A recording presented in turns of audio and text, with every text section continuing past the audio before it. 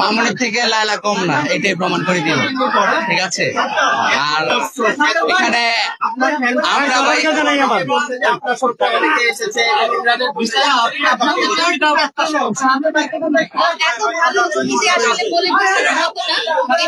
নিজের চেষ্টায়, নিজের পরিশ্রমে একা ও এত সুন্দর একটা ব্যবসা প্রতিষ্ঠান দিয়েছে কারো সাহায্য ছাড়া।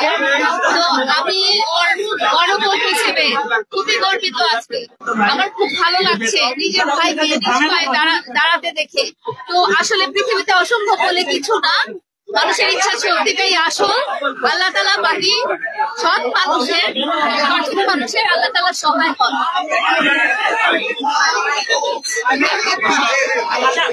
আমার কাছে ইমরানের কাছে একটা প্রশ্ন, আইকন মানে কি? আইকন মানে কি? এটা কি আপনারা ইচ্ছা করে বলছেন আমাকে ছোট করার লেগে? নাই, হচ্ছে আইকনিক তাজমহল, আইকনিক মিউজিয়াম, ছোট ছোট ক্ষেত্রে কিন্তু কখনো আইকনিক ইউজ করা হয় না। এই জন্য আমি আইকনিক যে শব্দটা আছে, আমি আইকনিক সেলুনের সাথে ইয়ে করেছি। সেলুনটা আমি পুরো পরিসর আকারে, বিশাল বড় আকারে করব। দ্যাটস ওয়াই আইকনিক শব্দের সংক্ষেপ হচ্ছে প্রতিমা অংশ অথবা ঐতিহ্যবাহী। আশা করি আপনারা বুঝতে পারছেন।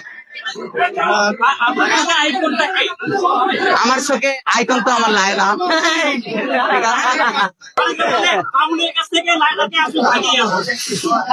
বলতে লায়লা থেকে মামুনকে আমি ভাগিয়ে আনছি। আসলে লায়লার সাথে আমার কি সম্পর্ক এটা সবাই জানে। কেমন লায়লা আমাকে খুব স্নেহ করে, মায়া করে, অ্যাজ লাইক মাই মানে সিস্টার হিসাবে, বুঝতে পেরেছেন?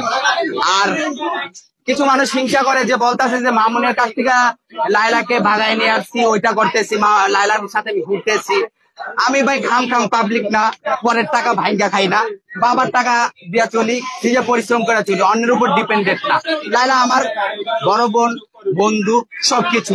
এই যে সেলুনটা দিয়েছি, সেলুনটা কিন্তু সর্বপ্রথম অনেক সেলিব্রিটিদের সাথে আমি গেছি, বলছি আমি একটা সেলুন দিব। বলে তুই পারবি? এত টাকা কোথা থেকে নিয়ে আসবি? হ্যাঁ, তোর দেখা কয়জনে আসবে? তারপর বলছে যে এই সেলিব্রিটি ওই সেলিব্রিটি সেলুন দিচ্ছে, ওরা তো অনেক মাপের বড় সেলিব্রিটি।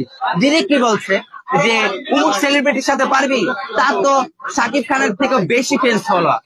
আমি তো আমি সেলিব্রিটি না, আমি সাধারণ একটা মানুষ, আমি নর্মাল জীবন যাপন করি। মানুষ যতটুকু ভালোবাসে দেখতে না, দ্যাটস ফাইন, আলহামদুলিল্লাহ। তাই আপনারা তো দেখতে পাচ্ছেন অনেক মানুষ উপরের দিকে নিয়ে যাচ্ছে।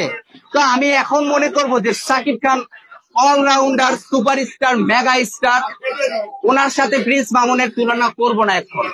তখন বন্ধু ছিল আমার, এখনো আছে, কিন্তু এখন করব না।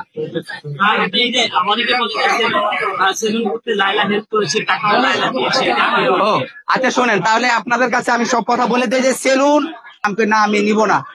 যখন পারিস দিয়া দিস, অ্যাটলিস্ট সেলুনটা দাঁড়া করা। তারপর কি করলাম যে না, লায়লার কাছ থেকে ছোট করবো না, তাহলে পাবলিক হয়ে যাবো।